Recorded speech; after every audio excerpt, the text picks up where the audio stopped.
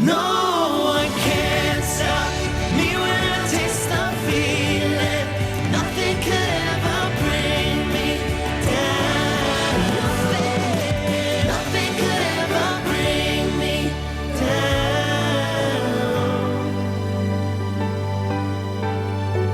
Taste the feeling. For Total Home Pest Control, who are you going to call? Call the Bug Man, 923-BUGS. For total pest control for your home or business, call the original Salvant. Call the Bug Man today, 923-BUGS.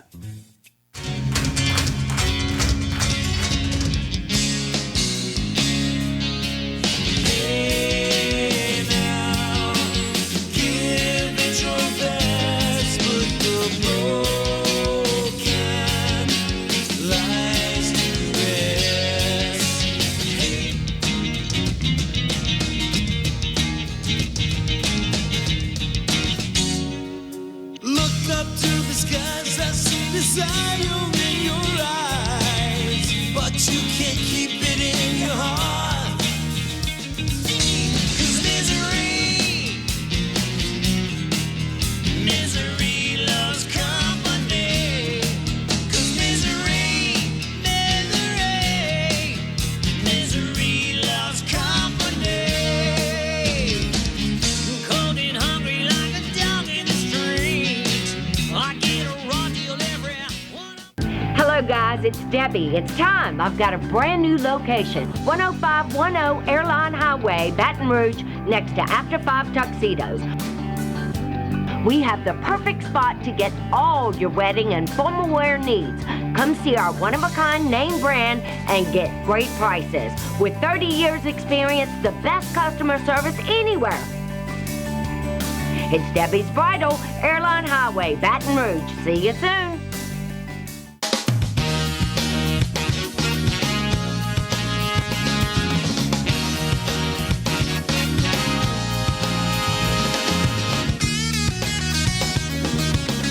Hello and welcome to the Monday edition of the Clarence Bug Show. Here's hoping that all is well with you and yours after a stormy Easter weekend here in the great state of Louisiana and all across the South. Of course, we are continuing to deal with the effects of the COVID-19 pandemic, and throughout the course of the show today, hopefully we will share some information with you that will make it a little easier, a little more convenient for you to deal with as we all work our way through this. First and foremost, however, at last count, 17 people at least killed in storms all across the southern part of the United States of America. And of course, our thoughts and prayers are with those individuals.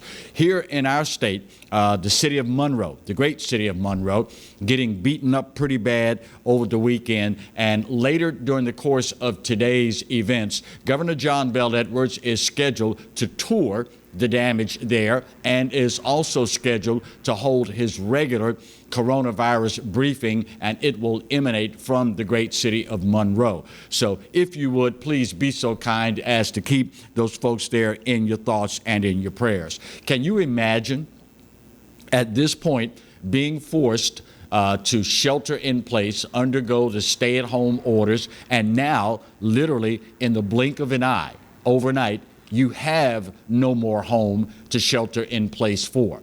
It is a scenario that is really hard to fathom. It is almost impossible to wrap your mind around finding yourself in a situation like that, again, literally in the blink of an eye.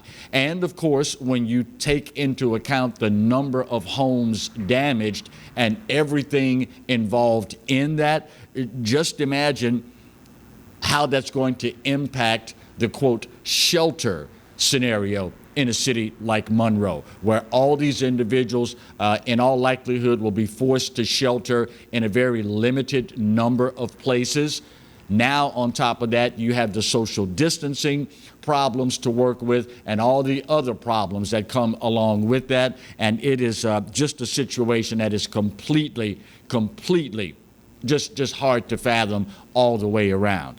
I know full well, and we're all aware, that a lot of folks have had their pockets impacted by the stay-at-home order and everything else associated with the coronavirus pandemic. But if at all possible, if you can find it within your means to donate to the service organizations that look out for individuals, the likes of which we now have in the city of Monroe and other parts of our state and across the South, we never ask that you give until it hurts. All we ask is that you give what you can. And quite frankly, this time of year, and of course with hurricane season right around the corner, there but by the grace of God at any given moment go any one of us. And you never know when it's going to be your turn next. So if at all possible, guys, girls, support the service organizations that will be looking out for our fellow Louisianians. It is something that a lot of people have been looking forward to now. Those of you that are anticipating getting some help from the federal government and the IRS in particular in their dissemination of the stimulus checks, their website is now up and running with the tools for those of you that have not filed or do not need to file taxes for the last 2 years. Simply go to irs.gov, the Internal Revenue Services website, and there you will find the links. As a matter of fact, just before coming on air today, I made it a point to go and look at that particular website, and it is there. The link, I think it is the very first thing that you will see when the homepage for irs.gov pops up. Filing stimulus checks for those who have not filed for the last 2 years of taxes. They will show you there all the documentation that you need before you get into that particular tab and start the process.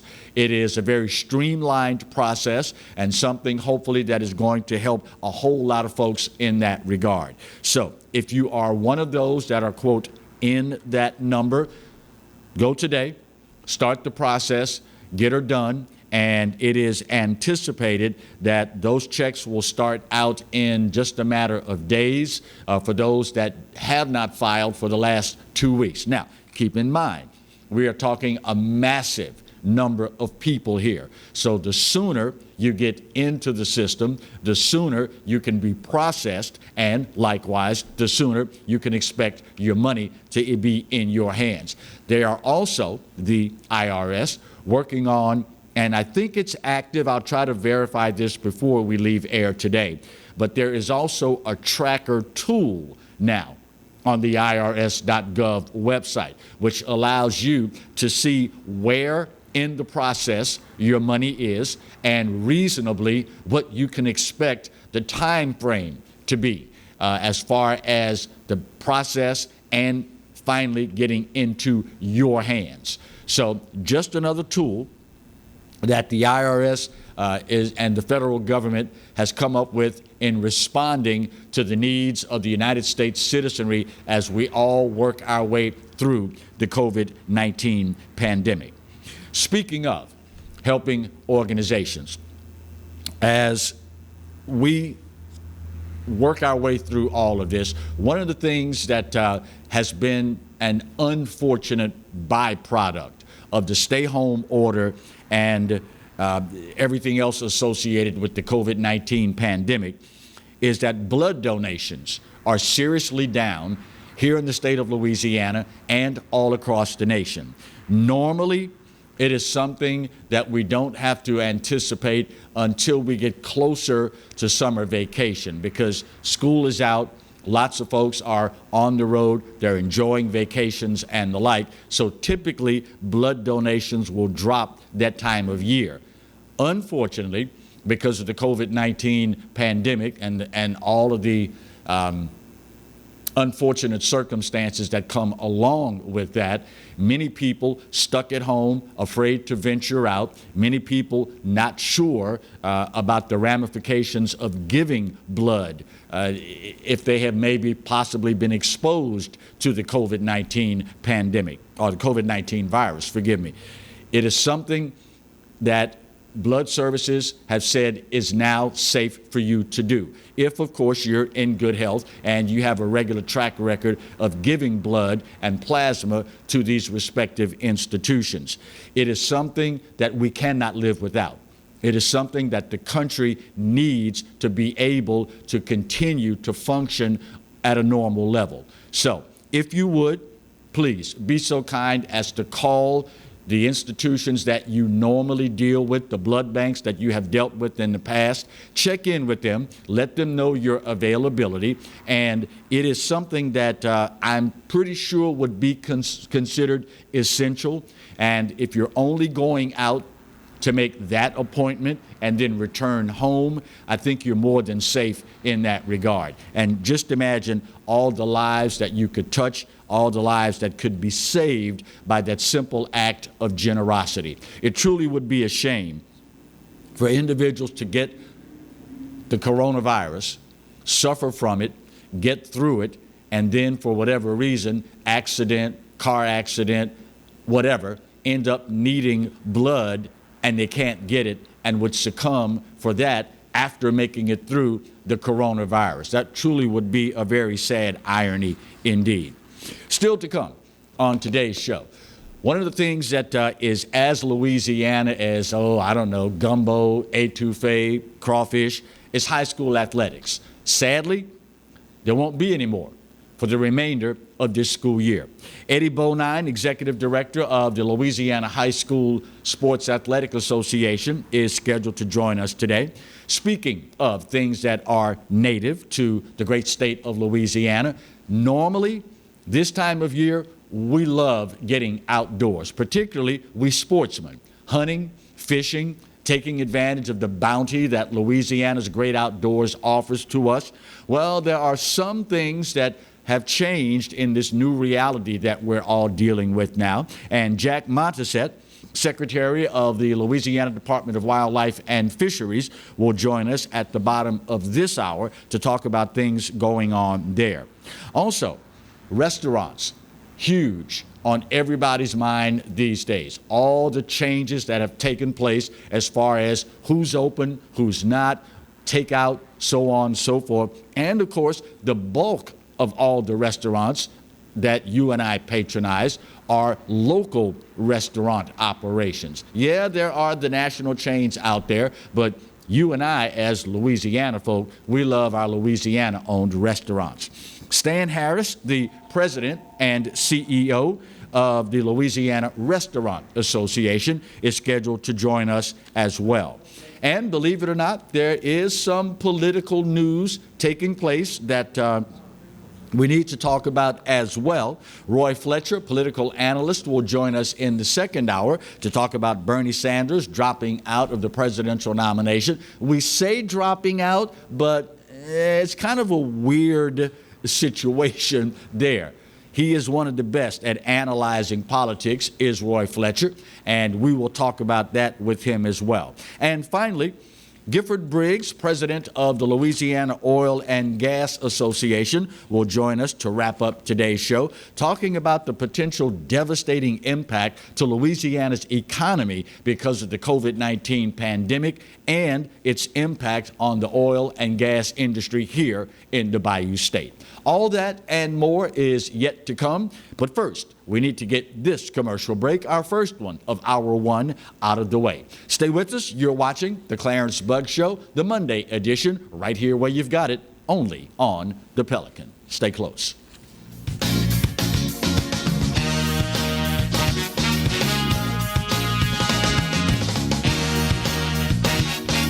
Hello guys, it's Debbie. It's time. I've got a brand new location. 10510 Airline Highway, Baton Rouge, next to After 5 Tuxedos.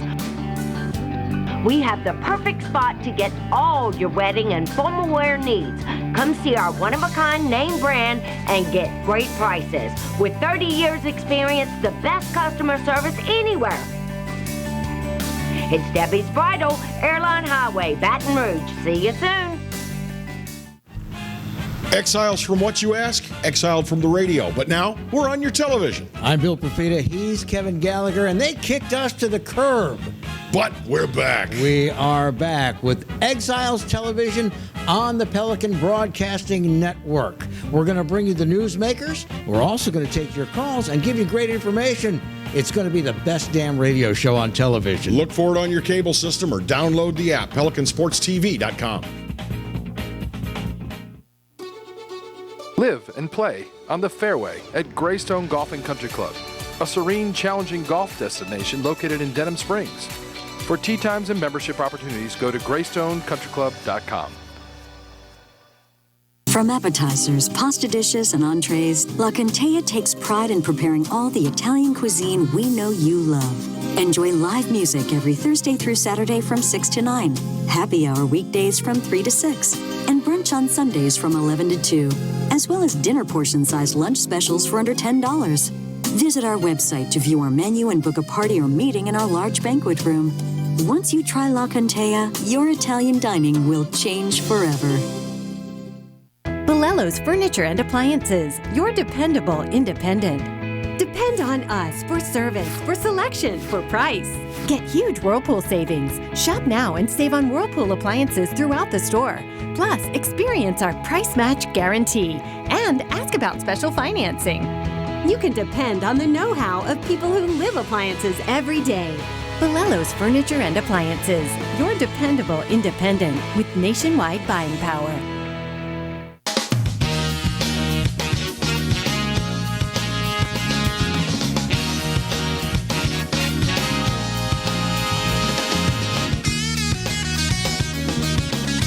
Welcome back to Hour 1 of today's edition of the Clarence Bugg Show. You know, it is a new reality. So many things that we are dealing with now that are completely out of the ordinary for Louisianians. I know it had to be really strange for a lot of you yesterday, Easter, and not being around a ton of friends and family for that traditional Easter crawfish boil. I know it had to be strange for a lot of you not to do a lot of the things that we Louisianians do on a regular basis. And of course, one of the things that is as Louisiana as crawfish and etouffee and gumbo and all the other great cuisine that we have is high school sports. And I'm sure you're probably aware by now, just last week, the decision was made to cancel all high school sports for the remainder of this school year. Joining us to talk more about that decision is the head of the Louisiana High School Sports Athletic Association, Eddie Bonine. Mr. Bonine, good morning, and how are you and yours today, sir? Good morning, Clarence. I'm good, and you're right. Everybody missed a lot of tradition in the last week or so, including finalizing with Easter Sunday. So we're good. Family's healthy. Hopefully your family's healthy, and those individuals listening today are virus-free and have been affected so far. So how tough a decision was it to cancel all high school sports for the remainder of this school year, and what went into making that decision, Mr. Bonine? Clarence, to answer your first question, I've been in education for almost 30 years, and this is one of the toughest decisions I've had to make. A recommendation to my executive committee to do. We were started this planning, back January, late January, early February, when the virus reared its ugly head, and talk about it. And then we were sitting at state championships for the boys down at the Burton Center in Lake Charles, when we had to make a decision on not only spring practices but move some games around for the boys' semifinal games. And then made the decision to play the games without. So when doing so, we've had continual communication with our state, the Department of Education, the policy provider and advisor for the governor's office, the state school superintendents, state school boards association. So anybody involved in this education piece was who we've consulted throughout this whole process. Right. You know, Clarence, you got to understand that the LHSAA, as all state associations across the nation, are education-based. And to put things into perspective, with all the schools now, K through 12, my concern being 9-12, if you will, are basically gone to a homeschool model. Right. It's distance learning. It's if you've got a computer, if you have internet, not everybody in our state, not every student in our state has that. Trying to put all that together, not every student is cut out for that distance learning model. Not every teacher is cut out for that distance learning model.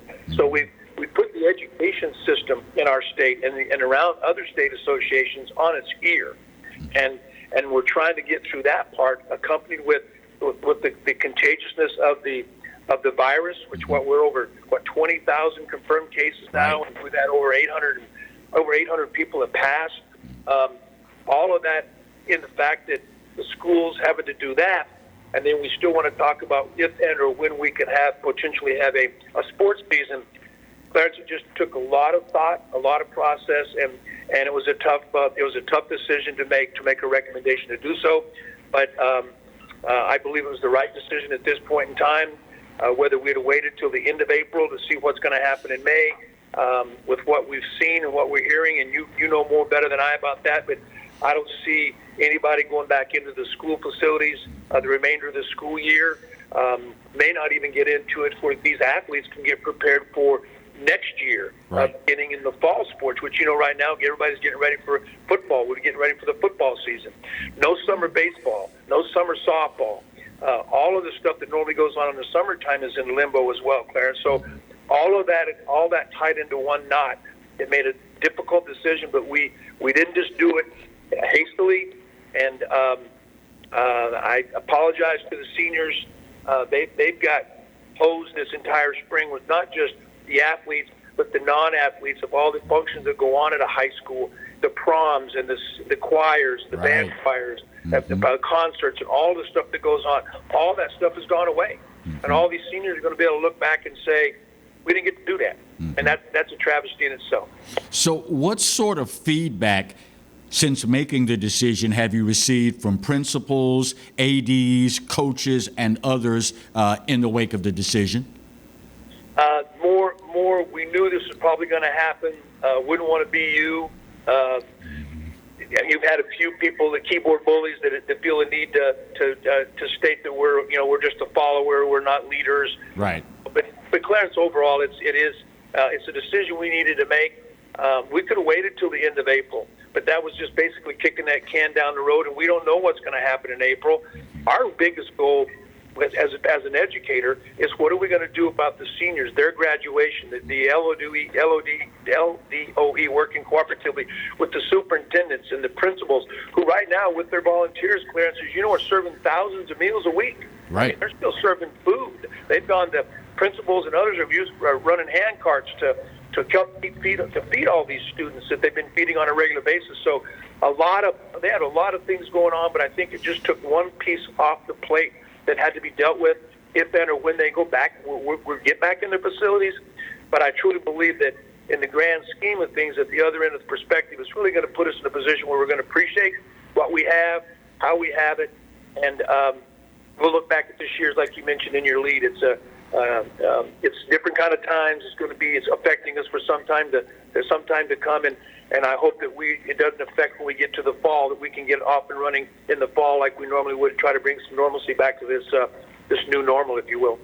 As you mentioned earlier, this senior class has been through so much. We're talking hurricanes, the flood of 2016, and now this. What would you like to say to them regarding their tenacity and their resilience, Eddie? Good Lord doesn't give us stuff that we can't handle, and those things that don't kill us. What's the old saying? If it doesn't kill you, it makes you tougher. Makes you stronger. I think we're in a position where these seniors have had, you're right, they have had nothing but in the last 3 years, at least here, with the hurricanes that they've experienced, then the great flood of 2016, and now the virus. I believe that it's going to make them stronger. They'll look back and feel as though maybe they got cheated, but on the other hand, if they learn from it, because this is the quickest way to learn what the adult world is all about, because it's not fair all the time. And it's one of those situations where it has also put us in a position where we've really been able to lean on our family, not necessarily our friends. But what would we be doing right now if we didn't have social media and all the other tools that we have with technology now, where we can still see one another and have conversation without actually congregating? So to the seniors, it's personal for me. I have a senior son who's at Catholic High, who's an athlete, who will not get to participate, didn't get to participate in his prom, didn't get to participate in the state track meet this spring, as him and his teammates were preparing since the winter indoor season has ended. So it's personal for me. I had to look my kid in the eye and tell them that it wasn't going to happen anymore, son. We just got to pull up our bootstrap and deal with it and move on. And that's kind of where we are at this point. So again, my apologies to the seniors, but this is one of those scenarios that we'll look back many years from now and remember as something's really happening nationwide. 25 other state associations like ours, the LHSA, have done the exact same thing. We're talking 25,000 athletes that we have registered for spring sports in Louisiana. 7,115 seniors that was affected by the decision we made. So no, we did not make that decision hastily. Whenever it is that sports resume, how important is it going to be for our communities to support them big time, not just from a monetary standpoint, but also from a morale standpoint? The sooner we can get back on our fields and courts, the better off. Recently, as you probably watched the replay of the football game of the Saints after Katrina, right. That's the kind of stuff, the impact it makes on a community, and I think we need to all embrace that, and that's something we really need to do and prepare for as we move forward and try to start fall on time. If it's delayed, we'll figure it out. But the sooner that LSU and all the other state universities get back, getting ready for fall, getting ready for football, summer practices, the sooner we get that kind of stuff better, the better off we're going to be. Not to slight the seniors this year, but at the end of the day, we still have a whole group of incoming freshmen, sophomores moving to juniors, junior moving to seniors that we need to be concerned about beginning in 2021. Finally, Mr. Bonine, how are you and your staff holding up in the midst of all of this? Thank you for asking. On the 16th of March, we vacated the facility. We've been working from home. We communicate, if not daily, hourly. I have a staff meeting with my assistant executive directors once a week. We schedule those on Wednesdays. We stay in touch. We had to prepare for this executive committee meeting we had. It'll be a week coming Wednesday via teleconference from a distance. I have a great administrative assistant. So we're surviving, all have family. And we have been touched by the virus. We had an executive committee member who beat the virus, was on a ventilator, is off the ventilator, and is now in recovery. But we also have a staff member whose father, in his late 70s, contracted the virus, fought back, almost beat it, and ended up succumbing to it. So we've had people that we know that's been involved in it as well. So we're hanging in there, Clarence. I appreciate you asking, but we're going to continue working as we need to every day and get ready to prepare for whatever we have coming up in the summer and prepare for the fall, beginning of fall season and the beginning of school next year. Executive Director of the LHSAA, Eddie Bonine, the best of luck to you, and thank you for stepping up, making the tough decisions, and taking into account what's best in the big picture. We appreciate that sincerely. Clarence, thank you, and it's an honor to be on your show. I appreciate you reaching out. You're quite welcome, sir.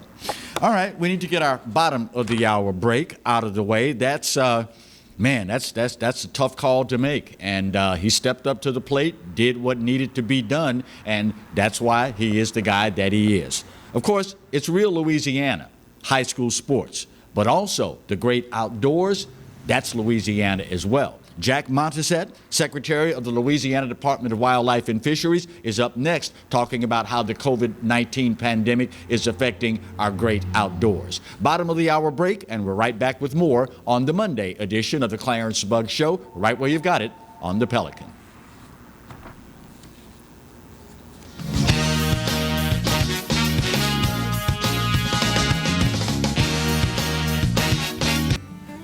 I am Dr. Farrell Frugier Jr., and I am a general dentist at Frugier Family Dentistry.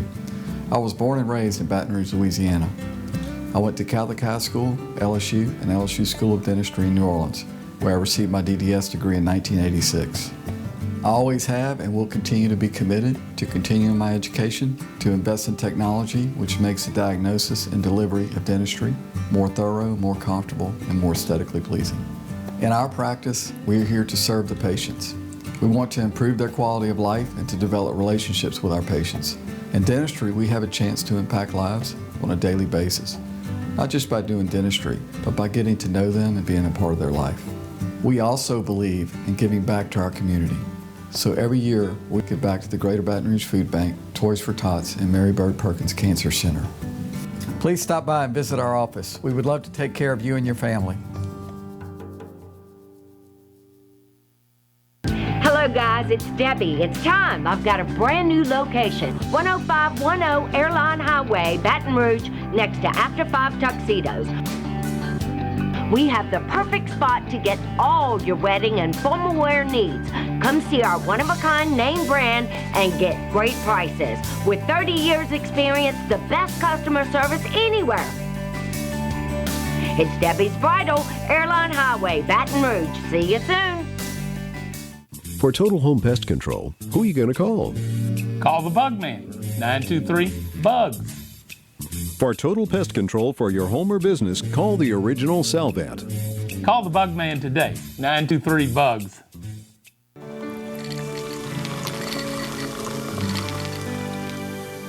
No one can stop me when I taste the feeling. Nothing could ever bring me down.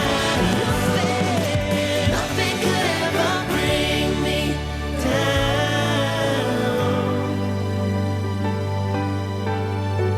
Taste the feeling.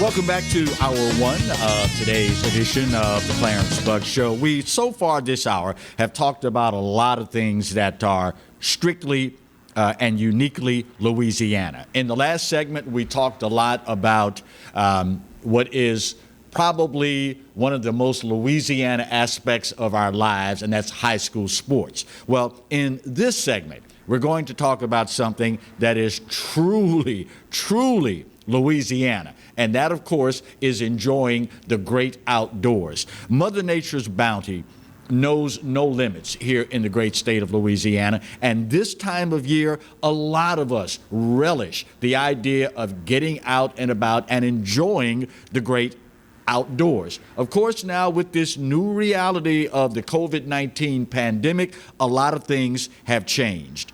Joining us to start this segment is the Secretary of our very own Louisiana Department of Wildlife and Fisheries, Jack Montesette. Secretary Montesette, how are you today, my friend? I'm doing really well. It's kind of chilly, though, today. All right, let's start with, unfortunately, you always have individuals out there, and I mentioned, I think it was last week, that things like this bring out the best in humanity, and a lot of times it brings out the worst in humanity. And there have been some scams outrunning, some rumors outrunning as far as fines for fishing outside the established regulations. Let's start this segment by setting the record straight. Are the fines still the same as levied by the Department of Wildlife and Fisheries? Well, the fines are all the same, Clarence, but the thing is there's a lot of prank calls and information, fake news being put on news media about fishing and hunting being closed or people are being fined out on the waters, which is not true, because of the pandemic. Right. Well, if people want to get the facts, all they got to do is go to our website, www.wildlife.louisiana.gov, and they can find out if that's true or not. We've been able to dispel a lot of that stuff using news media outlets and social media to get our word out. But if people have questions about that, all they got to do is go to the website, and they'll find out the truth. Social media is great for a lot of things, staying in touch with friends and relatives and so on and so forth. But as you mentioned, that's not where you want to go to get your information for something as important as our recreation and enjoying our great outdoors, correct? No, of course not. You know, we've got 50 plus wildlife management areas all over the state that give people an opportunity to get out with their families, and they can practice social distancing at those locations and enjoy the outdoors with their families. We've got lakes, we've got rivers, we've got ponds all over this state where the people can take their families out fishing, you know, and enjoy a good day and still have that social distancing that's going to help prevent this pandemic from spreading. So there's a lot of opportunities out there that people can take advantage of. Secretary Montesette, obviously we are all concerned about the health impact and ramifications of the COVID-19 pandemic. But there's also, particularly for us in Louisiana, a huge economic impact as well. Talking about the seafood industry here in the state of Louisiana, how important is it that when Louisianians go to the store to buy seafood, that they make a concerted effort to look for, inquire about, and buy seafood caught by Louisiana fishermen? Well, it's even more important at this time, Clarence, because, you know, and the governor has supported our effort and has even made that public statements supporting our fishing industry. Last year, you know, the several years in a row, we've been hit really hard with flooding, and then this pandemic comes in, the restaurants are closed, and people don't have an opportunity to go out and eat and be able to enjoy Louisiana seafood. Especially right now, we're fixing to open up the shrimp season again, and, you know, the freezers are full of shrimp that were caught earlier this season. And we want to encourage people, if you want to help our fishermen, go out and buy some shrimp, buy crabs, buy that Louisiana seafood so that we can keep our fishermen continuing to fish and to produce some of that awesome seafood that we get to enjoy in the state of Louisiana. You know, Secretary Montesette, when you and I grew up, enjoying the great outdoors was something that we just naturally gravitated toward. I mean, we didn't have the video games and social media and cell phones and all of this sort of stuff, so we couldn't wait to get outdoors and enjoy the bounty that Mother Nature has blessed Louisiana with. Now that parents are at home a whole lot more with their kids, this would be a great time for them to learn more about nature and to teach their kids. Does Wildlife and Fisheries have any online resources that can help in that regard? I'm glad you brought that up, because we have on our new website,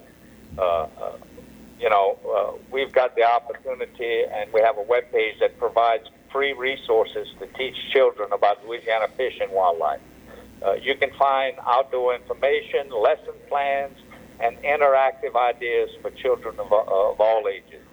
The site includes resources developed by Louisiana Public Broadcasting, the Department of Education, and Louisiana Sea Grant.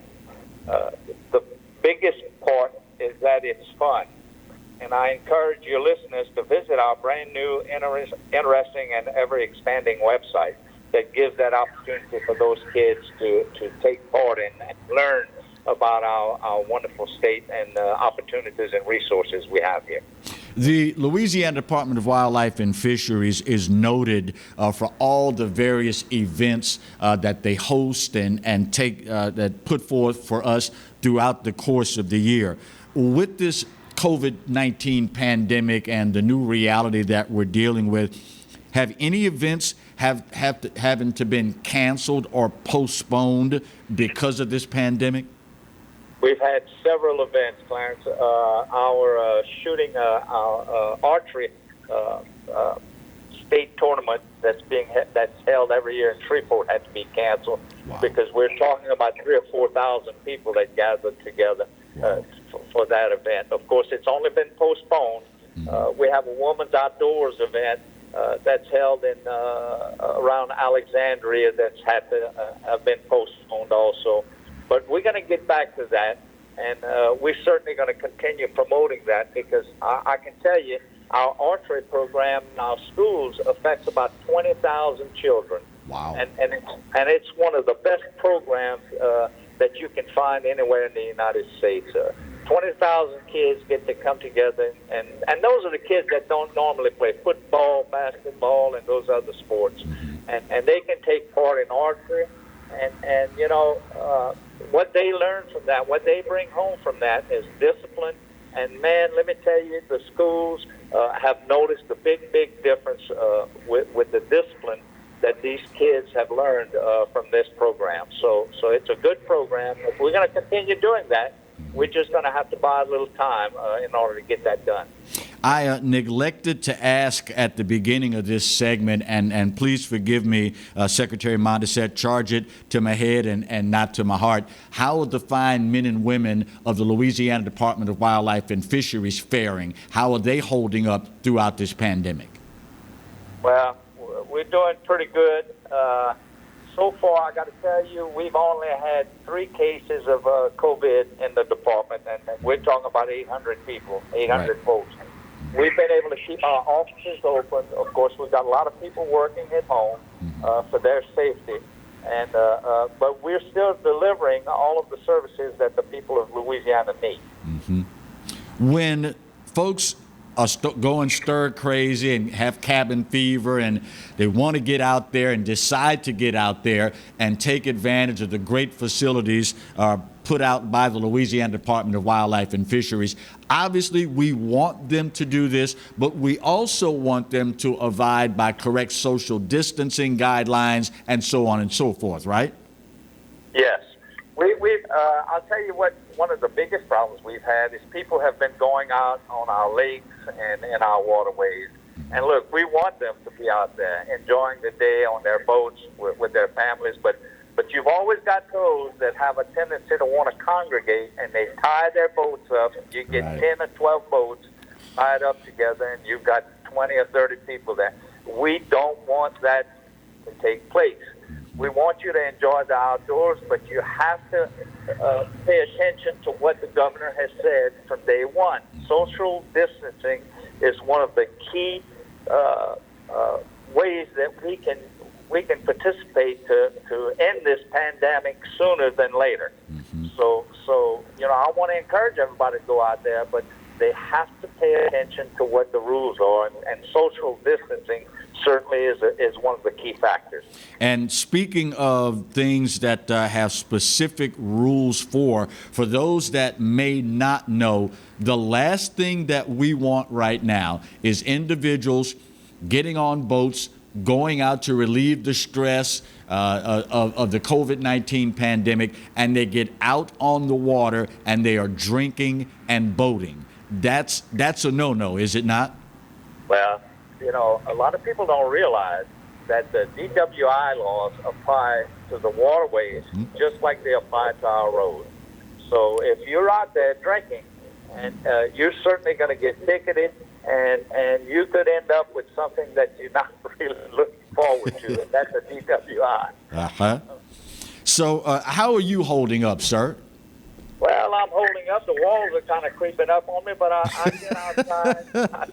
I try to spend a lot of time outside. You know, I'll tell you what I've done, too. We're big into litter in our department. In fact, we probably write more littering tickets than any other law enforcement agency in the state. And I've got to tell you, that's been one of my big pet peeves is the litter that I see in all of our beautiful waterways and on our roads and, you know, in the ditches and everything else. So my family and I go walking every day at my house along the road, and we pick up litter. Bless your heart.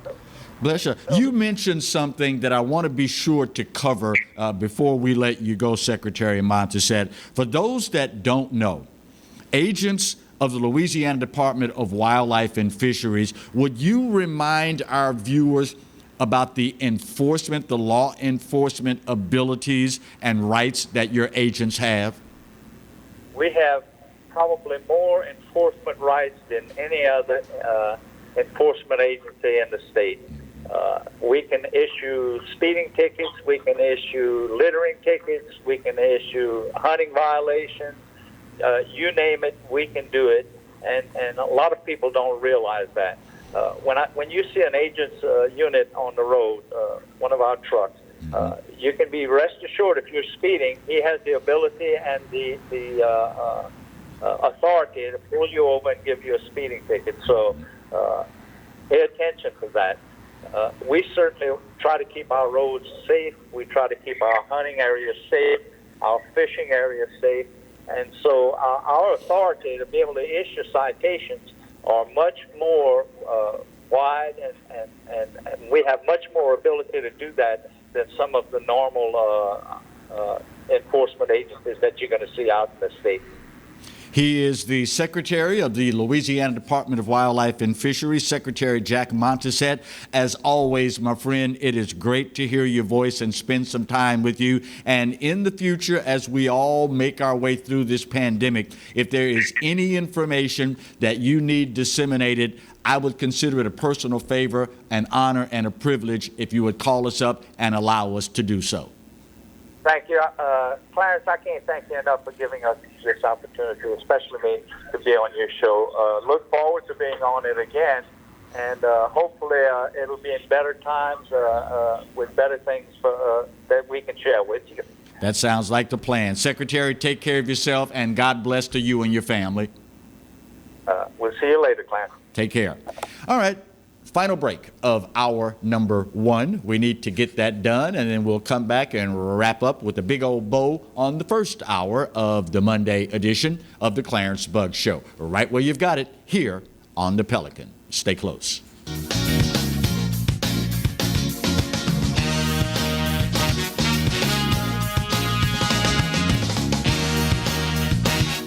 Hi, I'm Bobby Yarborough with Manda Fine Meats. Here at Manda, we know what the folks of South Louisiana love. They love great flavored smoked sausage, delicious deli meats, and specialty items like boudin and andouille sausage. Manda Fine Meats has been providing these products since 1947. We produce them right here in Baton Rouge, so you know you're always getting the freshest product at your local grocery store. Manda Fine Meats. Taste the fresh local flavor in everything we make. Make it Manda every time.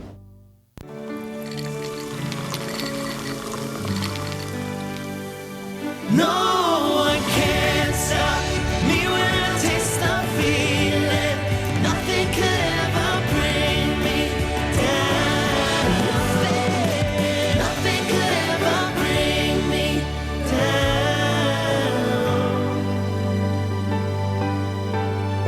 down. Taste the feeling.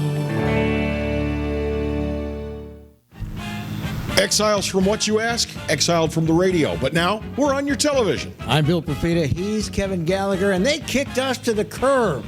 But we're back. We are back with Exiles Television on the Pelican Broadcasting Network. We're going to bring you the newsmakers. We're also going to take your calls and give you great information. It's going to be the best damn radio show on television. Look for it on your cable system or download the app, PelicanSportsTV.com. From appetizers, pasta dishes, and entrees, La Contea takes pride in preparing all the Italian cuisine we know you love. Enjoy live music every Thursday through Saturday from 6 to 9, happy hour weekdays from 3 to 6, and brunch on Sundays from 11 to 2, as well as dinner portion-sized lunch specials for under $10. Visit our website to view our menu and book a party or meeting in our large banquet room. Once you try La Contea, your Italian dining will change forever. Live and play on the fairway at Greystone Golfing Country Club, a serene, challenging golf destination located in Denham Springs. For tee times and membership opportunities, go to GreystoneCountryClub.com.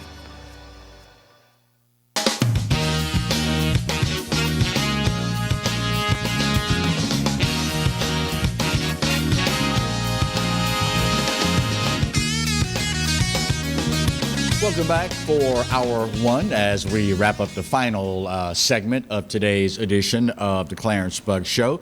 It has been an eventful, and I do mean eventful, first hour, spending some time with Eddie Bonine, the executive director of the Louisiana High School Athletic Association, Jack Montesette, our dear friend, secretary of the Louisiana Department of Wildlife and Fisheries in the last segment, and unfortunately, one of my favorite people on the planet. We had a disconnect and were unable to connect with him to start today's show. The very first segment, we had scheduled an interview with the Commissioner of Louisiana's Department of Agriculture and Forestry, Mike Strain.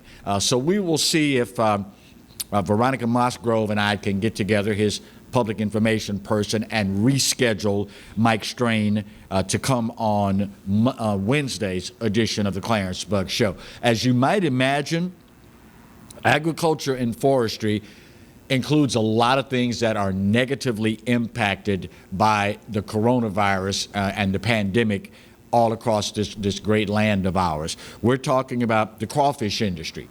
And if you think about it, it's a bit of a double whammy for crawfishermen, and as if they've not had enough things to deal with in recent memory.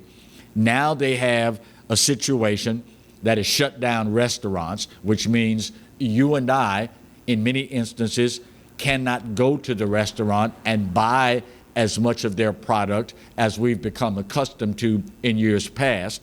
It also means that restaurants are not buying as much of the product to begin with from the crawfishermen, so they're taking a hit on both ends.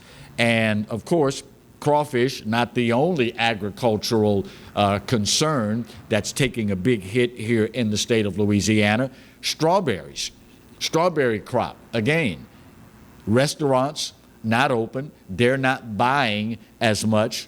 Things like the nationally known Strawberry Festival, that's been postponed and may well end up being canceled before all is said and done. And that is a huge blow, particularly not only for the strawberry farmers, but all the ancillary vendors on the outside of that as well. A lot of folks look for that Strawberry Festival in the great city of Hammond, in the great parish of Tangipahoa, for a major financial contribution during the course of the year. And that, unfortunately, has been postponed and may well not happen at all this year. So we're going to make it a point to reach out to Agriculture Commissioner, Mike Strain, for the Department of Agriculture and Forestry, and see if we can reschedule and get him on Wednesday. Still to come today, after the top of the hour break, as we head into the second hour, believe it or not, there is life going on outside of the coronavirus pandemic. And of course, we are talking about politics in the political world. Bernie Sanders dropping out of the race last week, and the old saying, politics makes strange bedfellows, is certainly true. Have you noticed recently how much Louisiana politicians are playing nice? I mean, as a guy who's covered politics for some 4 decades in the state of Louisiana, I am one of those that's been of the opinion, in the state of Louisiana, politics truly is a contact sport. It is as rough and tumble as you will find anywhere on the planet, and more rough and tumble than most. But have you noticed they've been playing nice here lately? Even the Attorney General and Governor exchanging gifts throughout the course of the coronavirus pandemic. When you see John Kennedy and John Bell Edwards getting along, it really makes you go, whoa, what is going on here? One of the best at analyzing politics, Roy Fletcher, dear friend of the show, will join us to talk about what's brought all this on, and maybe more important, realistically, how long can we expect all this to last? I mean, politics is politics, particularly here in Louisiana. And sometimes It is only the things that make us engage in bipartisan efforts that cause us to do that. And unfortunately, the first chance we get, we depart from that as soon as possible. So Roy Fletcher will join us to talk a little bit more about that. Oh, and I almost forgot. I've not mentioned this in hour one. If you've not done so already, please make it a point. Number one, tell all your friends that Louisiana has a brand new place for Louisiana folks to talk with other Louisiana folks about the issues that are plaguing the great state of Louisiana. Yours truly, and of course you saw in the last commercial break, the Exiles, my buddies, Bill Profita, Kevin Gallagher, in this spot, very same time slot. Did I say that right? In this spot, very same time slot. Say that 3 times in a row real fast, right? The Exiles, they're here Tuesdays and Thursdays. And of course, when you tell your friends about the brand new place for Louisiana folk to talk with Louisiana folk about Louisiana issues, be sure to also let them know if you can't catch us live, 10 in the morning until 12 noon, the show is replayed each of these evenings from 10 p.m. to midnight. And of course, it is the digital age, so what do you need to do to be sure you never miss an episode? Well, I'm glad you posed the question. Go to PelicanSportsTV.com. The stream is there, and of course, you can watch us that way, or you can download the Pelican Broadcasting app onto your mobile device, and that way, you don't have to worry about whether or not you're in front of your PC. You can put it on your mobile device, on your tablet, on your laptop, and take your buddy Clarence with you any and everywhere you go. PelicanSportsTV.com via the stream, and of course, download the Pelican Broadcasting app. Let your friends know, and of course, if you miss us, you can always, instead of catching us live, catch us on the replay at night. And that is the same for the Exiles on Tuesday and Thursday as it is for yours truly on Monday and Wednesday. It is amazing the interconnectivity of this world these days and how something like the COVID-19 pandemic affects us all. If you have been abiding by, truly adhering to the stay-at-home order, you may not have noticed in recent memory the price of gas.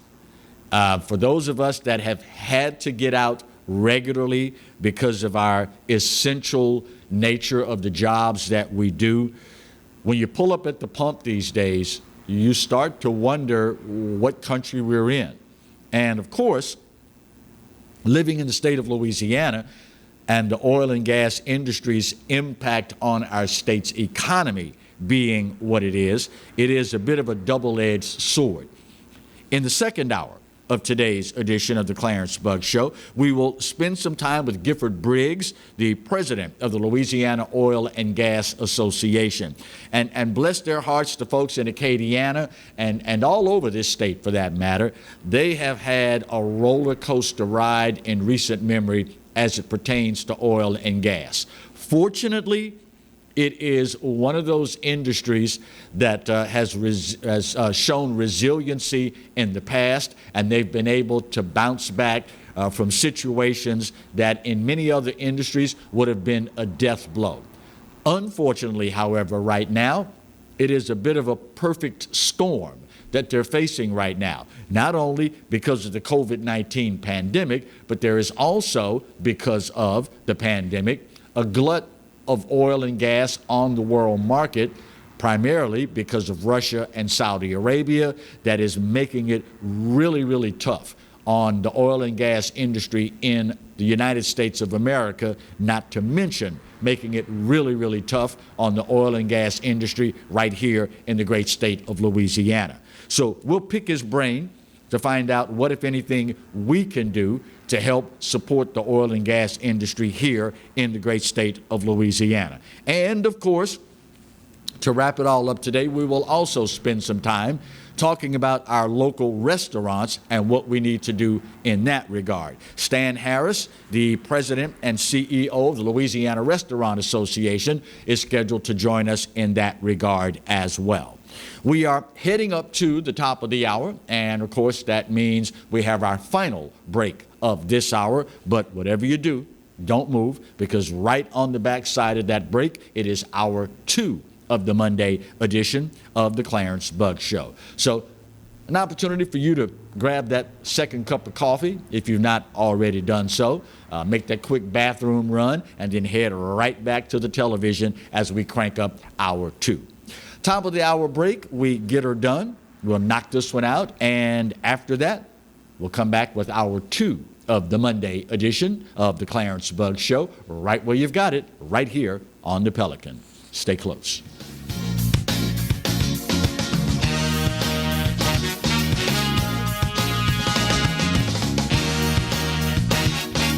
Hello, guys. It's Debbie. It's time. I've got a brand new location. 10510 Airline Highway, Baton Rouge, next to After 5 Tuxedos. We have the perfect spot to get all your wedding and formal wear needs. Come see our one-of-a-kind name brand and get great prices. With 30 years experience, the best customer service anywhere. It's Debbie's Bridal, Airline Highway, Baton Rouge. See you soon.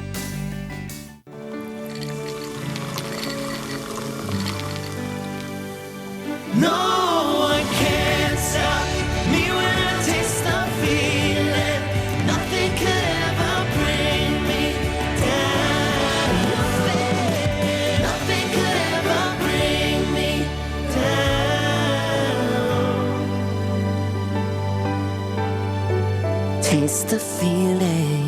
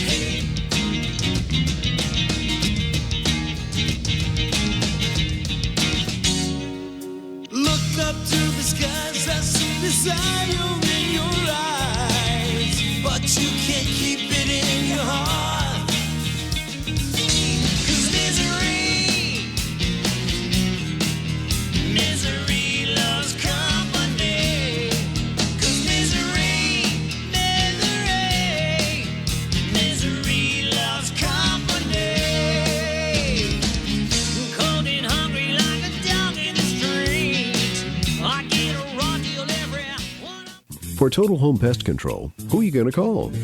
Call the Bug Man, 923-BUGS. For total pest control for your home or business, call the original Salvant.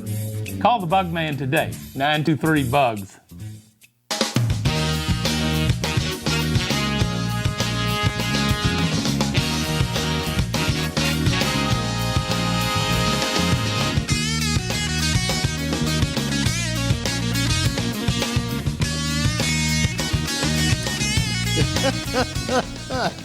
Live television, you gotta love it. Welcome back to the Monday edition of the Clarence Bugg Show. Marty, if we could sell DVDs of what goes on behind the scenes, we could make a mint. We could absolutely make a mint. During the last commercial break, cell phone buzzes, and of course, actually, it buzzed during the last segment. But I'm talking with you guys and girls at home, right? So I can't just, go, excuse me, and punch up my cell phone and block the mic. No can do, right? So sure enough, as soon as we go into commercial break, I grabbed the cell phone and said, well, maybe this was important. Let me call this person back. Sure enough, it was the secretary of the Louisiana Department of Agriculture and Forestry's public information person, dear friend, former media person, great girl. And she said, did the secretary call you? I said, no. No, we were supposed to start the show with Mike Strain today. And they were so apologetic. He was on a conference call with the governor. And so what we did was we simply rescheduled him for the Wednesday edition. So Wednesday, we'll start the show. And listen, as apologetic as they were, I told them, guys, listen, this stuff happens. You don't have to apologize for this. And when you're on a conference call with the governor, hey, blow me off. I'll take that hit for the team. I will gladly take that hit for the team. Not a big deal. And he's one of my favorite people on the planet anyway. He is as Louisiana as anybody else. So Mike Strain, my friend, no harm, no foul. I am certainly looking forward to having you on to start the show on Wednesday. And of course, we will talk about the impact of the pandemic on the strawberry crop and strawberry industry, the crawfish industry, and so on and so forth. Marty, I see him talking on the side there.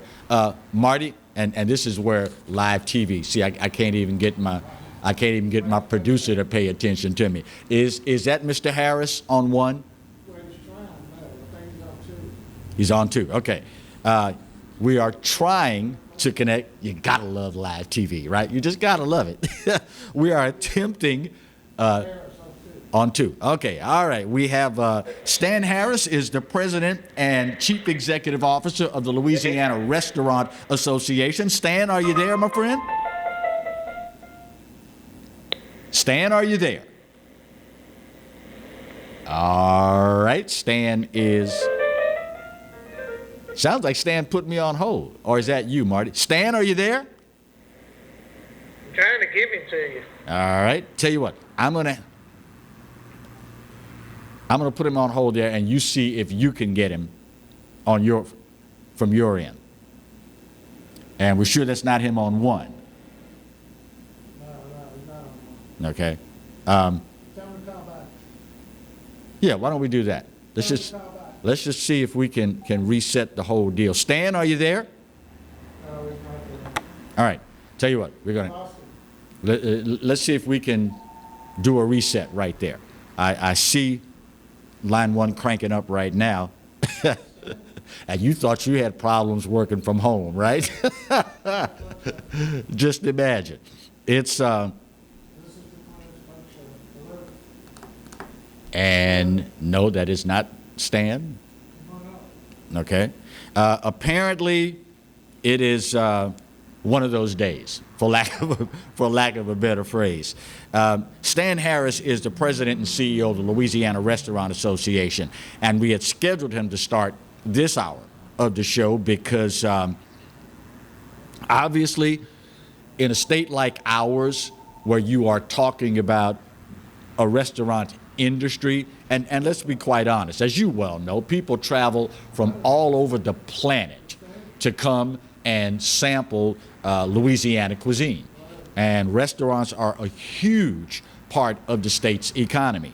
And when you have something like a stay-at-home order, it affects so many people and, of course, so many dollars, tax dollars, for our state's economy. And unfortunately, not only does it affect the state's economy, but it's a lot more personal than that. You've got individuals in the hospitality industry and the restaurant industry that it's their livelihood, quite frankly, for what we're talking about here. And for those of us that are outside of that industry, it may be a little hard to grasp the exact magnitude of what they're dealing with. I know a lot of people from all walks of life find their lives turned upside down right now, but the restaurant industry is just massive here in the state of Louisiana. And when all is said and done, it's one of those things. All right, I think we were able now to connect. Stan Harris, is that you, my friend? Stan, are you there? Nope, just heard the click. And that was him. I just saw the line, I just saw the name, Stan Harris, pop up on the caller ID. But apparently there is a problem. Darn cell phones. Apparently there's a problem on his end. Marty, I don't know if you are able through redial to track that number that just called in and call him back. Maybe the problem is on some other end in that regard. Needless to say, whether we are able to connect with him or not, this is so very important for us as Louisianians to support the seafood industry and the restaurant industry. So please, they're already making it a point to ask the food that they buy, the seafood that they buy, that it is caught by Louisiana fishermen. So when you go out and shop, make it a point to do that as well. Look for seafood that is Louisiana seafood caught by Louisiana's fishermen. And that way we can, as much as possible, offset some of the negative things that have happened from an economic standpoint because of the coronavirus and the pandemic that is hurting so many of us. You probably are hearing the phone ringing in the background, and there's nothing more frustrating. Easy for me to say, right? Nothing more frustrating than hearing the phone ring, seeing the name Stan Harris on the call screen, but there's no Stan Harris on the other end of the phone from the Louisiana Restaurant Association to talk about what we had scheduled to talk about. But be not dismayed.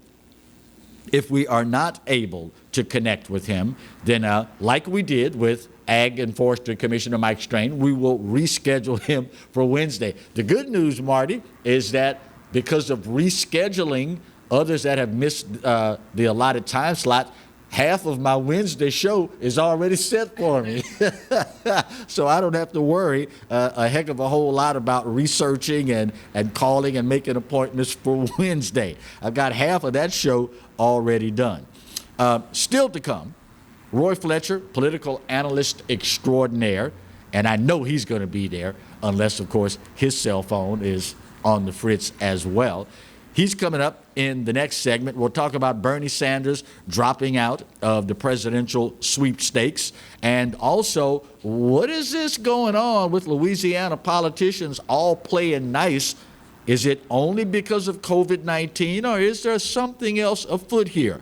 And maybe more important, how long can we expect all of this to last? As we are fond of saying in the Black Baptist Church, probably not long, Lord, not long. But hopefully Roy will have a little different take on this. Marty, I don't know if you can see that, but I see Stan again coming up on my call screen. Would you grab that, please, and see if, in fact, that is the man that we've been attempting to cash in with? Nope, I hear him saying, hello, hello, hello, and I just saw the... All right. You do have him? All right. Marty's going to put him on hold for me, and this is probably where we'll lose him, right? All right, Stan, are you there? I am here. Thank you. I'm sorry about that. I was not a problem. Difficult. Stan, it's been that kind of day. I would expect no less. How are you, my friend? I'm doing fine. Thank you. All right. Let's start with exactly what is the Louisiana Restaurant Association and what's its purpose? Louisiana Restaurant Association was organized in 1946 to represent the interests of restaurants statewide. Uh-huh. We advocate on behalf of them with regulatory authorities, local officials, the state legislature, and of course right now with more groups than we can care to mention. Mm-hmm. So from there, who can join?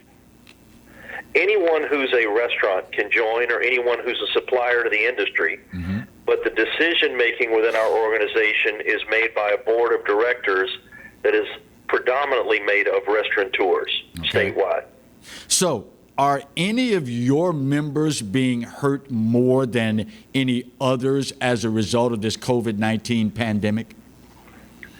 You know, Clarence, I sit on the National Restaurant Association board as well, and we look at a lot of data across the country. Right. And we did a survey 2 weeks ago. We've got another one that's underway right now. Mm-hmm.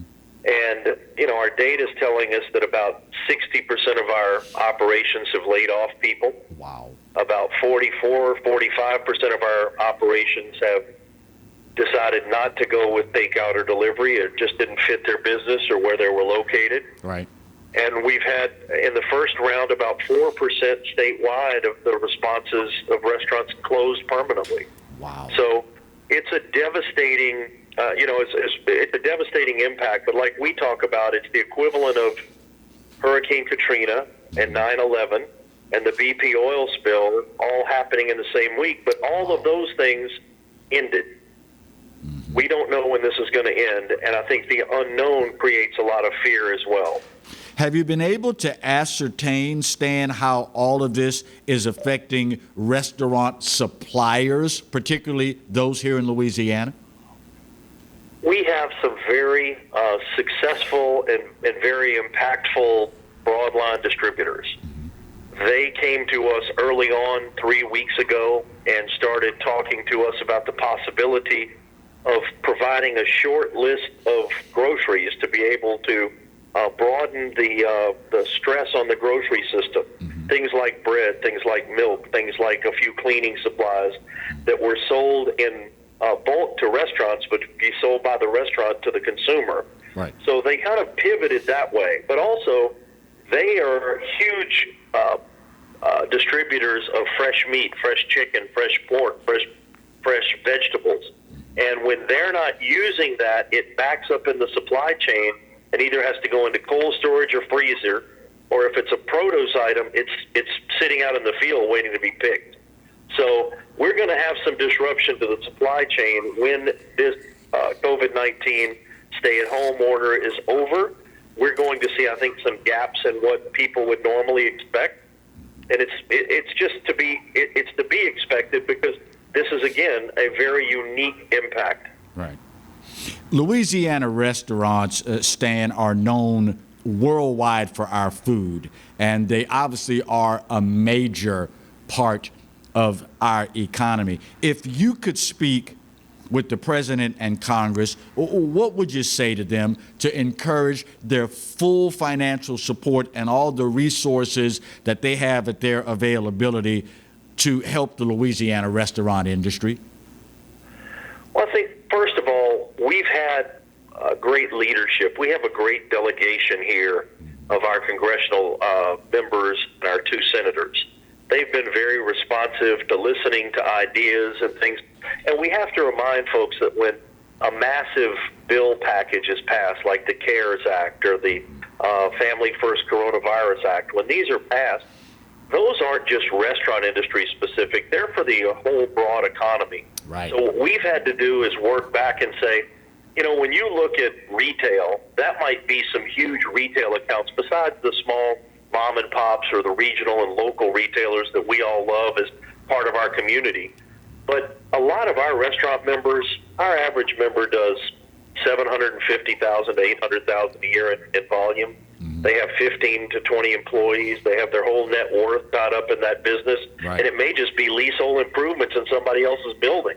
So they don't have the breadth to be able to survive this without help from the government.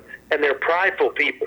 They don't want to see this as a handout. They want to see this as a relief package that they can pay back that's reasonable terms, but gives them the time to adapt to what their new business reality might be. So what resources is the LRA offering restaurants to help cope with these extraordinary times, Stan? Well, we were very blessed that our members have kept us very resource-centric over the last few years.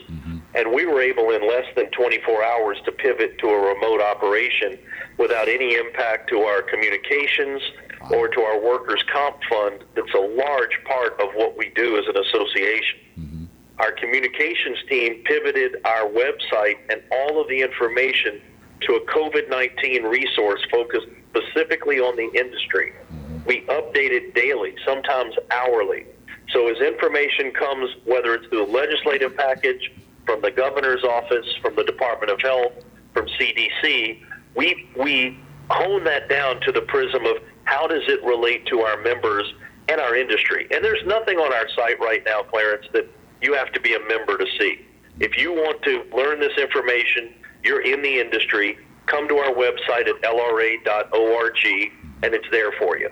If there's someone that's watching right now, Stan, and like so many other Louisianians, they have this dream, they have this vision of owning their own restaurant, may well have been working toward that end when all of this started. What advice do you give them from someone who is integrally involved in the industry, particularly for these times? Well, I spent almost 30 years of my career as a restaurateur, and I will tell you that having access to liquidity and capital is what you have to get through the valleys that will happen in this industry. Right. This happens to be one of those valleys that's a whole lot worse.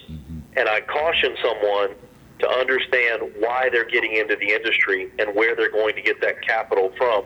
Because if you're doing it to pay yourself, it's going to take a while before you can pay yourself back.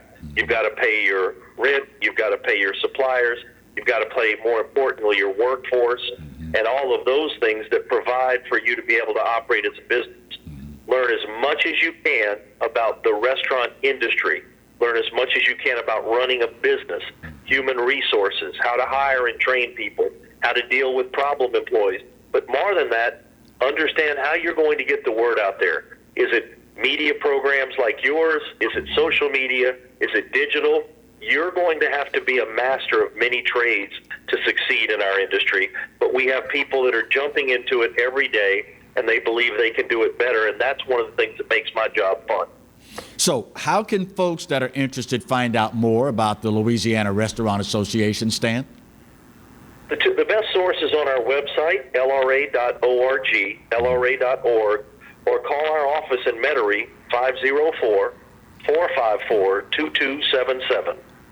My friend, I'm glad we were able to finally make the connection there, and I would consider it a personal favor if in the future there's any additional information that you need disseminated, that you keep our number and give us the opportunity, the privilege and the pleasure of doing so.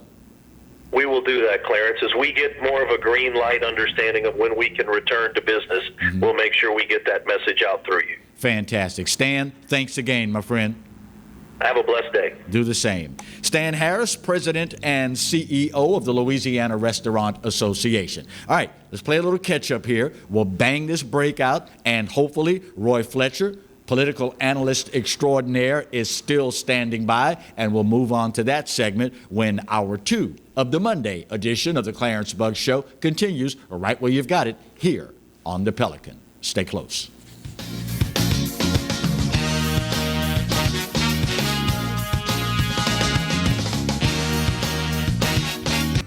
Hi, I am Dr. Farrell Frugier Jr., and I am a general dentist at Frugier Family Dentistry.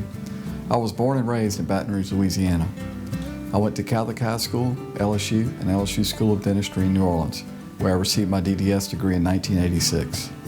I always have and will continue to be committed to continuing my education, to invest in technology which makes the diagnosis and delivery of dentistry more thorough, more comfortable, and more aesthetically pleasing. In our practice, we are here to serve the patients. We want to improve their quality of life and to develop relationships with our patients. In dentistry, we have a chance to impact lives on a daily basis, not just by doing dentistry, but by getting to know them and being a part of their life. We also believe in giving back to our community. So every year, we give back to the Greater Baton Rouge Food Bank, Toys for Tots, and Mary Bird Perkins Cancer Center. Please stop by and visit our office. We would love to take care of you and your family. Hi, I'm Bobby Yarborough with Manda Fine Meats. Here at Manda, we know what the folks of South Louisiana love. They love great flavored smoked sausage, delicious deli meats, and specialty items like boudin and andouille sausage. Manda Fine Meats has been providing these products since 1947. We produce them right here in Baton Rouge, so you know you're always getting the freshest product at your local grocery store. Manda Fine Meats. Taste the fresh local flavor in everything we make. Make it Manda every time. That's right, the Clarence Buggs Show is back, along with the Exiles, Bill Profita and Kevin Gallagher. We've put the band back together, South Louisiana's talk team, and it's only on the Pelican. 10 a.m. till 12 noon, right here on the Pelican. From appetizers, pasta dishes, and entrees, La Contea takes pride in preparing all the Italian cuisine we know you love. Enjoy live music every Thursday through Saturday from 6 to 9, happy hour weekdays from 3 to 6, and brunch on Sundays from 11 to 2, as well as dinner portion-sized lunch specials for under $10. Visit our website to view our menu and book a party or meeting in our large banquet room. Once you try La Contea, your Italian dining will change forever.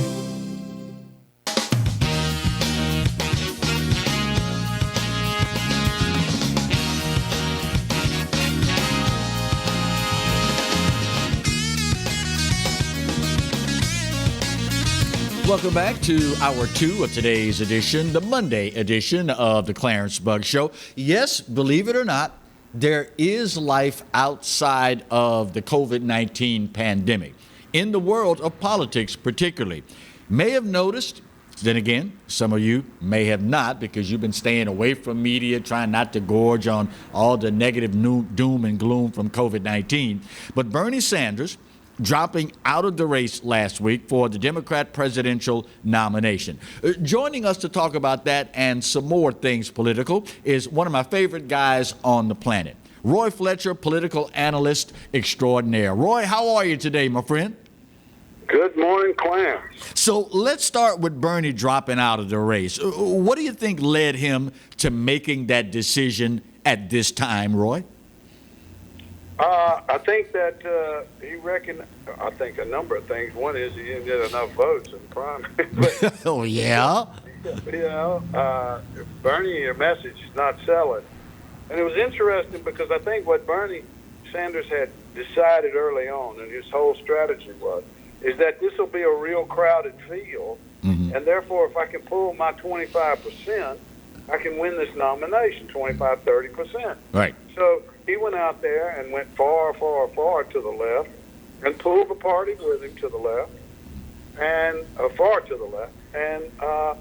And what happened was, as each one of the candidates dropped out, his slice of the pie stayed at 30%, and the 30% suddenly started looking iffy, and then all of a sudden everybody was out, and he had to run against somebody who could get 65, 70%. And that's what's happened. Sanders, meanwhile, says that he's going to continue to collect delegates ahead of the DNC convention. What's that all about, Roy? Well, I could say something really ugly and say, well, maybe he needs another home. I don't know. but you won't say that. I won't say that. That would be wrong. No, but look, I think that the point of it is that, look, you can look at Joe Biden and you can tell that something is amiss. And so Bernie is saying, wait a minute, I mean, I'll get out and not really compete, but something may just happen to this guy, and I might be able to get this nomination. So I want to continue holding my delegates and trying to acquire some more simply because of that. And I think that's sort of his thinking there. Number two, and this is serious, it does give him negotiating ability. He may want to speak at the convention, and by doing it this way, he may get a primetime slot. You've been doing this for quite a while, Roy, political watching and analyzing. Can you ever remember a situation where there was a guy that's not a member of a party, because quite frankly, Bernie Sanders is not a Democrat. Can you remember a guy that's not a member of a party holding this much sway within a party? No, it's kind of odd, and there's no question about it. But I'll give you maybe one example of it that may work for you. Okay. And that was probably Donald Trump 5 years before he ran for president. You know, maybe 6. That he still had a lot of people that liked him, even though, but it wasn't like Sanders. The only other one I can think of would have been in 1972 with George Wallace. But Wallace was a Democrat. Right. But I mean, he had been in the American Independent Party in '68, and in '72 he ran as a Democrat and started winning primaries all over the country, or running second, and until he was shot, this guy was he was leading the Democratic pack. Meanwhile, throughout this COVID-19 pandemic, Joe Biden has been largely AWOL. How much has that hurt his standing with diehard Democrats? I don't think that it hurts his standing too much, because a couple of reasons. One is that he don't have there's not much he can say on the one hand, and on the other hand, the fact is that whatever he says, he don't say it very well. So it's best that he kind of become the the bat in the cave kind of, to use that, the bat in the cave kind of candidate, where you don't see him, you just hear about it. There have been rumblings from some Democrats that Governor Cuomo would be a more viable candidate, even though the governor says he has no interest. What do you think the odds are that we could see the Democrats pull a last-minute switch here? Well, that just depends on Joe Biden's health and his mental capabilities and et cetera. But I think that it's going to be difficult to do that, to do a switch, because this, you raised the Bernie Sanders question. Right. Bernie Sanders can argue in that kind of situation that he had more votes than Cuomo ever had thought about having. And so, in the primaries, and so, no, I'm the second guy, not him. And then you really fracture the party. I think that Cuomo may very well be the vice presidential nominee, because the argument goes is that whoever's the vice president will quickly be the president. That you really vote for the second person on the ticket. Meanwhile, I mean, that's the argument. I mean, I'm not saying it's correct, but that's been the argument made pretty heavily. Yeah, and that was going to be the follow-up question. How much validity do you subscribe to that, quote, theory? I don't know. I don't know. I mean, my gut tells me that Biden won't do that. I don't think he would pick Cuomo, even if he could. Although if he can win with him, I mean, but I don't know what Cuomo brings to the ticket. I do know what Kamala Harris brings to the ticket, and also know what Klobuchar brings to the ticket. Right. Klobuchar is sort of a clean, to some extent, pretty liberal, but yet a little less liberal than some of the Bernie Sanders wackos. Right. But she's from the Midwest, and she sort of has an image of being Miss Clean. And Biden does have women problems now because of what's happening. Right.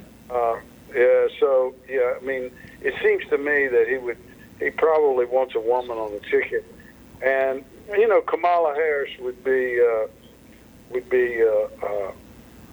acceptable for Democrats in several different ways. A lot of people have wondered, and some are starting to do so more frequently out loud, why we've not seen more of an endorsement, for lack of a better word, from President Obama for his former Vice President Joe Biden. How long do you see Obama sitting this out as far as a ringing endorsement for Joe Biden? I don't know what's going on there. I really don't. I don't know. I mean, and we don't know what the convention thing is going to look like. We don't even know if we're going to have one. I don't know what we're looking at there. But I will say this: we're on our 7th day of Joe Biden being essentially the only Democrat. Now running really. Right. And President Obama has not said a word. and hadn't said a word through this whole thing. And but now it would have seemed to me that would have been time to say something, and he still hasn't. And I don't know what the deal is there.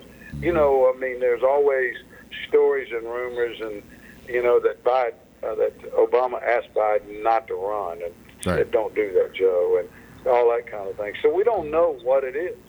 I don't know what the problem is, or if there is a problem, Right. or if it's just a matter of time. Meanwhile, President Trump's approval numbers seem fairly solid regarding his handling of the COVID-19 pandemic, despite the treatment from the mainstream media. Is this another example of the master manipulator at work here? It's interesting that you would say that Trump is the master manipulator, of which everybody always said, well, he's not really anything, he's stupid. Right. Yeah, he ain't stupid, folks.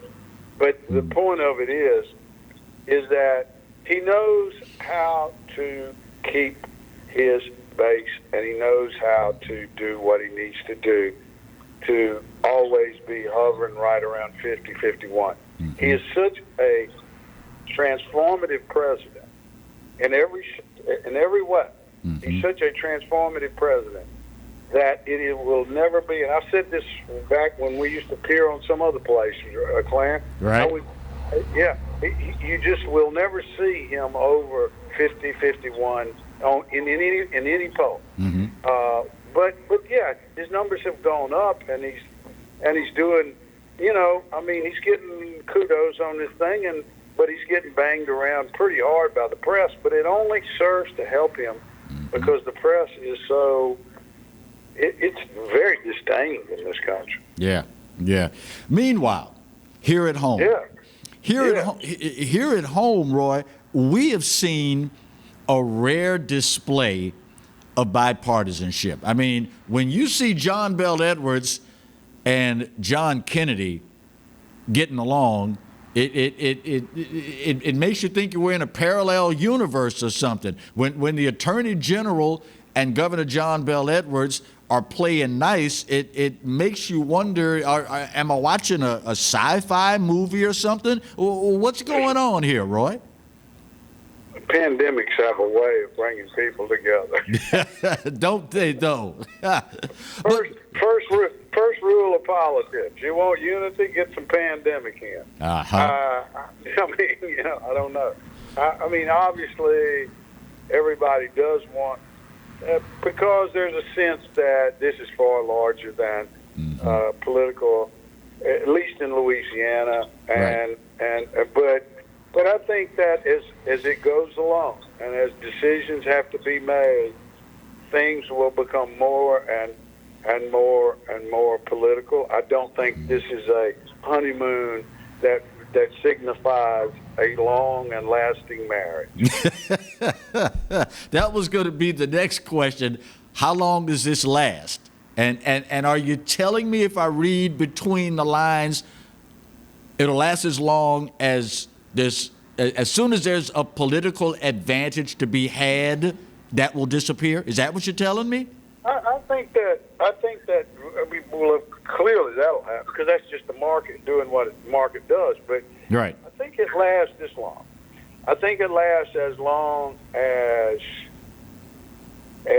we're in a state of crisis, and we're getting that bump is starting to go down, but now we're beginning to see stories come floating out about 50 million spent on a hospital that only 12 people went to, right, and stuff like that. And as we get into that, there's going to be, I think, then you're going to start to see real questions, and then I think you're going to start to see real fights.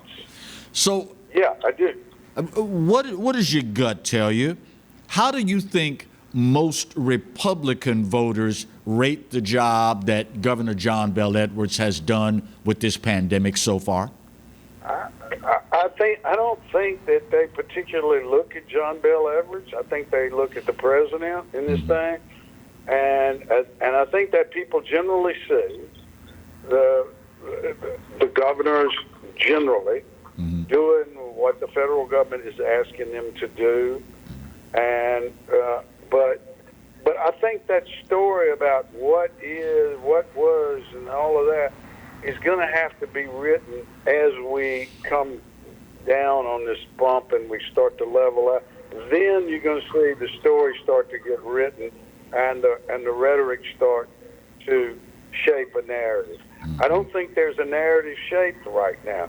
If there's a narrative at all, it is that Louisiana is the highest state in the nation per capita infection rates and the second highest in unemployment compensation claims. Now that is a really staggering two statistics right there.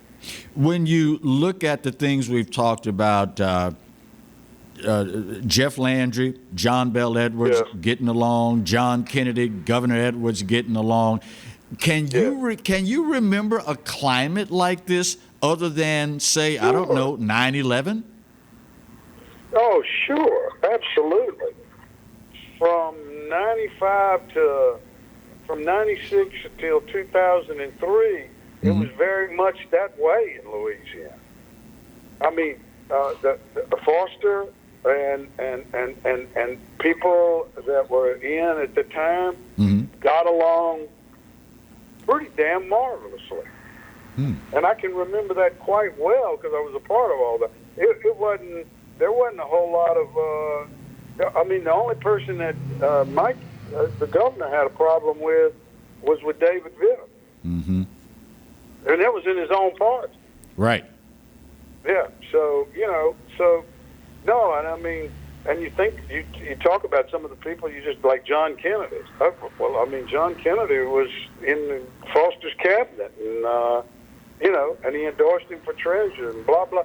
I mean, so, yeah, it was pretty simple and pretty straightforward, and most people got along with the governor. Yeah, and he got along with them, and he wasn't real interested in getting into all that HIPAA rot, but, there was a couple of scrapes with Landry, but it wasn't ever anything big. It was just wasn't anything ugly. Finally, so, yeah, I do remember that.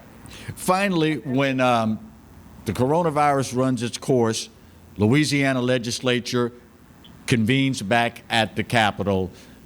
If everything continues as is this going to make it easier for John Bell Edwards to pursue his agenda, or will it be pretty much business as usual? Republicans are going to say, okay, crisis over, let's all go back, and Democrats will say the same, let's go back to being partisan. I don't think there is an agenda now. Here's what I mean by that. Okay. There ain't no money. Good point. We do not know what's happened to the state fisc based upon what the blowout that we've had, the lockdown. Right. We do not know. Plus, we also do not know what's happened to it given the dramatic drop in oil prices that occurred. Yeah. So where is the money for an agenda? I think that the agenda that when we go in, when they finally go in, I think there's going to be one piece of legislation that will be paramount to people, and that will be the business interruption insurance. Right. I believe that the insurance companies are going to take a hit because I think that the legislature is going to pass, and if they don't, I don't know how they're going to go home and talk to people. They're going to pass legislation that says, wait a minute, that business interruption business covers this pandemic. Well, Uncle Roy, as always, great to talk with you. Insightful stuff, and we'll talk with you again real soon, my friend. Clarence, I'm so glad you got your show. It's great, man. Thank you. Glad people get to see you. Thanks, my friend. Great to talk with you. Take care, Roy. Take care, man. Thank you. You're welcome. All right, final break of today's show. We need to get that done. We'll get that out of the way. And Marty, you and I will have to work on reading each other's penmanship. We'll get our final break of this hour out of the way and come back with the final segment of the Monday edition of the Clarence Bugg Show, right where you've got it, here on the Pelican. Stay close.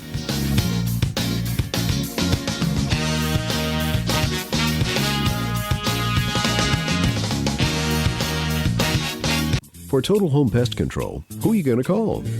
Call the Bug Man, 923-BUGS. For total pest control for your home or business, call the original Salvant. Call the Bug Man today, 923-BUGS.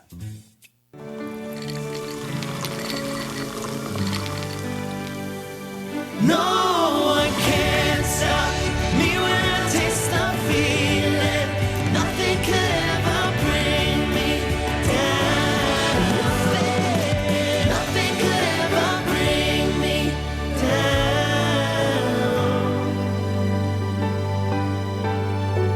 Taste the feeling. Live and play on the fairway at Greystone Golf and Country Club, a serene, challenging golf destination located in Denham Springs. For tee times and membership opportunities, go to GreysstoneCountryClub.com. From appetizers, pasta dishes, and entrees, La Contea takes pride in preparing all the Italian cuisine we know you love. Enjoy live music every Thursday through Saturday from 6 to 9, happy hour weekdays from 3 to 6, and brunch on Sundays from 11 to 2, as well as dinner portion-sized lunch specials for under $10. Visit our website to view our menu and book a party or meeting in our large banquet room. Once you try La Contea, your Italian dining will change forever.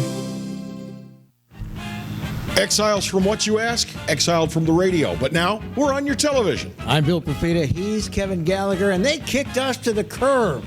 But we're back. We are back with Exiles Television on the Pelican Broadcasting Network. We're going to bring you the newsmakers. We're also going to take your calls and give you great information. It's going to be the best damn radio show on television. Look for it on your cable system or download the app, PelicanSportsTV.com. Hello, guys. It's Debbie. It's time. I've got a brand new location. 10510 Airline Highway, Baton Rouge, next to After 5 Tuxedos. We have the perfect spot to get all your wedding and formal wear needs. Come see our one-of-a-kind name brand and get great prices. With 30 years experience, the best customer service anywhere. It's Debbie's Bridal, Airline Highway, Baton Rouge. See you soon.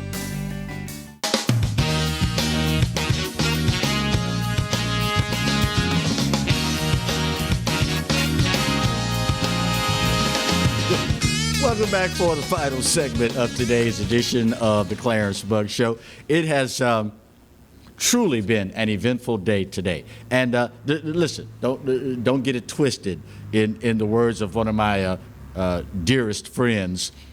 When nothing makes a game or an appearance at the plate more interesting than a bunch of curveballs, a bunch of sinkers, it makes that at-bat a lot more interesting.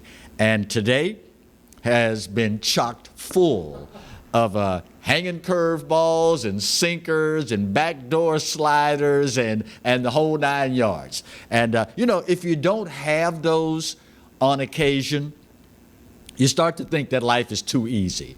And we wouldn't ever want to feel that way, right, Marty? Yeah, Marty's nodding his head in agreement. Would never want that to happen. But I think it was Executive Director Eddie Bonine that we talked with earlier today, with the head of the Louisiana High School Sports Athletic Association, the LHSAA. And he said that, what's the old saying? The things that don't kill you just make you stronger. And there you go. I'm still breathing. I'm still on the set. So, you just come out of it a little bit stronger as a result. Guys, girls, I know that one of the things that has endeared this country to so many people includes the freedoms and liberties that we have. And I know full well that while I am a man of faith, and cling strongly to my faith, I know that there are those out there that, quite frankly, and there's really no other way to say it, they don't want to have nothing to do with that Jesus stuff. I get that. And that is their right as an American. We fortunately have the right to worship the way we want to worship, who it is we want to worship, or to not worship at all. It is one of the things that makes this country so great. But I know for a fact that the great folks up in the city of Monroe and all across the rest of the tornado-ravaged South would take it pretty kindly if you were to be so kind as to keep them in your thoughts and in your prayers. It is one thing to go through the ravages of a tornado. It is something else entirely to go through the ravages of a tornado in the midst of a COVID-19 pandemic. Many people, and I guess God in his infinite wisdom has a way of showing us what's really important in the big picture, in the quote unquote grand scheme of things. Many people are complaining, man, I'm so tired of being at home, and I'm tired of being cooped up with the kids, and I'm tired of this and I'm tired of that, and yada yada blah blah blah. Well, just imagine not having a home right now to be cooped up in, because Mother Nature, in the blink of an eye, took that home and turned it into rubble. Just imagine those that are complaining about having to be indoors if you had no indoors to be in, because in the blink of an eye, Mother Nature destroyed yours. Kinda has a way, doesn't it, of getting our priorities back in order. Just an observation. Now, that being said, some of our fellow Louisianians and a lot of our fellow Southerners are going to need some help. And yes, I get it. I understand. Clarence, you got to understand, I'm not working right now and I'm counting every penny I have. I get that. I understand that. But lest we forget, but by the grace of God, go any one of us. I would never, and it has been my policy throughout 40 years of broadcasting, when I ask viewers, listeners to help someone else, I never ask that you give until it hurts. All I ask is that you give. Whatever it is that you can give. I know they would appreciate it. I would appreciate it as well. And quite frankly, in today's world and in the times that we live in, you never know, minute to minute, hour to hour, day to day, when it could be your turn. Just saying. Just saying. Good news throughout the course of all of this, because maybe it's just human nature. We tend to gravitate toward the negative. We, and so many of us in recent memory, have literally been gorging on doom and gloom, because that's the majority of what's out there in the media for us to consume. But I saw a story that really brought home what love can do in times like these. Have you seen the story of the husband and wife of some 61 years? And they've now been separated because the wife is in a nursing facility, and of course with the COVID-19 pandemic, and she being in that group that has to be isolated, the husband was not able to spend any time with her. So he came up with a real novel way. And no, there was no pun intended. Novel corona, novel virus. I wasn't thinking in those terms. But he came up with a novel way to show his love to his wife of 61 years. He was able to get in touch with the guy that owned a bucket truck. And the guy put the gentleman in the bucket truck, and they went over to the nursing home where his wife of some 61 years is isolated now. And they were able to raise him up to his wife's window. And of course, they were able to put their hands on the window, and he could tell her how much he still loved her, and so on and so forth. And 61 years, and their love is still strong. And it's just another example of how, when we as Americans, and hopefully it's true of the human experience in general, I would not be so arrogant or so bold as to think that we have a corner on that market here in America. I would like to think that that extends all around the globe. But when things like this happen, it has a tendency a lot of times to bring out the worst in humanity, but it also has the tendency to bring out the best. And it's also one of those situations where sometimes all you have to lean on, aside from God, is love. And after 61 years, he is still with the love of his life. And it's just one of those heartfelt moments throughout all of this misery that we are entertaining that just makes you go, we'll be all right in this. Also, speaking of folks to keep in your thoughts and prayers, we have found out this week, actually this weekend, that the crew of Zulu in New Orleans has been hit pretty hard, like so many other organizations, by the coronavirus pandemic. 4 members dead, 20 others testing positive so far, and of course a lot of them, like a lot of us, have been hit pretty hard financially as they are now out of work. This is not the first rodeo with tough times for the crew of Zulu. You may well remember in the immediate aftermath of Hurricane Katrina, how the crew was devastated. 10 members of the crew of Zulu were killed during the aftermath of Hurricane Katrina. But it's often been said that the crew of Zulu is a microcosm of Mardi Gras and a microcosm of New Orleans and a microcosm of the state of Louisiana. People of different races and creeds, different socioeconomic backgrounds, all make up the crew of Zulu. And at the end of the day, when all of this runs its course, all of those folks will unite again, and all of those folks will pursue making a South Louisiana tradition come alive again, and they will pursue doing their part of making Louisiana one of the most unique places, beloved places, and greatest places to visit on the entire planet.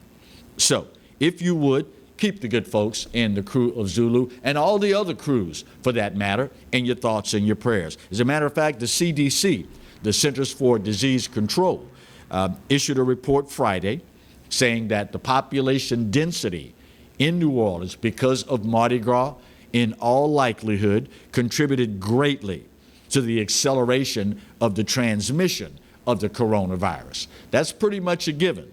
All it would have taken was one person to come down to Mardi Gras, stuck in the middle of all these people, and the next thing you know, not only is the coronavirus firmly established, but it is accelerating in the transmission to others. But as we like to say, those of us that are people of faith, this too shall pass. And on the backside of this, I am firmly of the opinion we're going to come out bigger and better than we were heading in. That being said, my time is up, but I still got time to say, you know what? You're right. America, we are not perfect, but doggone it, for my money, it's the best there is. And God knows there's no place else on his green earth that I'd rather be. Speaking of the good Lord, you got the memo. You got the email. You figured it out by now. Yeah, he loves you. And I hope you know that I do too. Either way, there ain't a doggone thing you can do about either one. Take care of yourselves and each other. We'll see you Wednesday. God bless.